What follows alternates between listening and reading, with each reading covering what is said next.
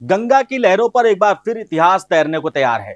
जहां आज कंक्रीट और स्टील के पुल विकास की पहचान बन चुके हैं, वहीं कानपुर उन्नाव को जोड़ने के लिए शासन ने ऐसा फैसला लिया है जो हमें सीधे 200 साल पीछे ले जाता है। पुराने गंगा पुल के बंद होने और नए पुल के निर्माण में लगने वाले वक्त के बीच अब गंगा पर तैरता हुआ पीपा पुल लोगों के आवागमन का सहारा बनेगा। यह सिर्फ एक वैकल्पिक रास्ता नहीं, बल्कि उस दौर की वापसी है जब नदी पार करना खुद में एक अनुभव हुआ करता था। नमस्कार, मैं सुनील चतुर्वेदी और आप देख रहे हैं नेशन नाउ समाचार पर यह खास खबर।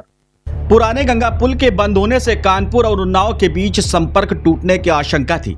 ऐसे में शासन ने अस्थायी लेकिन ऐतिहासिक समाधान चुन लिया है।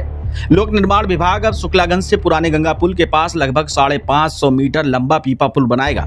इस पुल के लिए प्रयागराज से 120 पीपे मंगाए जा रहे हैं और शासन ने इसके लिए 1.5 करोड़ रुपए का बजट भी मंजूर कर दिया है। लोक निर्माण विभाग के लिए यह काम आसान नहीं है। पिछले करीब 10 वर्षों में कहीं भी पीपा पुल का निर्माण नहीं हुआ। ऐसे में तकनीकी तैयारियों से लेकर टेंडर प्रक्रिया तक सब कुछ नए सिरे से किया जा रहा है। इंजीनियरों के अनुसार पुल बनाने से ज्यादा खर्च पीपों को मंगाने में आएगा, जो इस परियोजना को चुनौतीपूर्ण बनाता है। जनप्रतिनिधियों की मांग पर सीधे मुख्यमंत्री स्तर से स्वीकृति मिलने के बाद पीडब्ल्यूडी को यह जिम्मेदारी सौंपी गई है।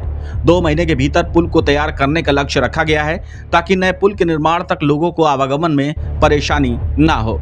इतिहासकार अनूप कुमार शुक्ल बताते हैं कि 1802 में उन्नाव जिले के गठन के बाद गंगा पार करने का एकमात्र जरिया पीपा पुल ही था। परमर घाट से उन्नाव तक बना यह पुल न सिर्फ आवागमन का साधन था, बल्कि राजस्व का बड़ा केंद्र भी था। ऊंट, घोड़े और बैलगाड़ियों तक पर टैक्स लगता था और व्यापारियों की कतारें इस पुल की पहचान हुआ करती थी। स्थायी पुलों के आने के बाद पीपा पुल इतिहास के पन्नों में सिमट गया, लेकिन अब करीब 200 साल बाद वही व्यवस्था फिर लौट रही है। आज फर्क सिर्फ इतना है कि तब पीपा पुल तकनीक की सीमा था और आज ये आधुनिक निर्माण की समय सीमा की मजबूरी है। लेकिन सच यही है कि गंगा पर तैरता ये पीपा पुल सिर्फ लोगों को एक किनारे से दूसरे किनारे नहीं ले जाएगा, बल्कि आने वाली पीढ़ियों को यह भी याद दिलाएगा कि कई बार विकास का रास्ता इतिहास से होकर ही गुजरता है। बने रहिए हमारे साथ और देखते रहिए नेशन नाउ समाचार।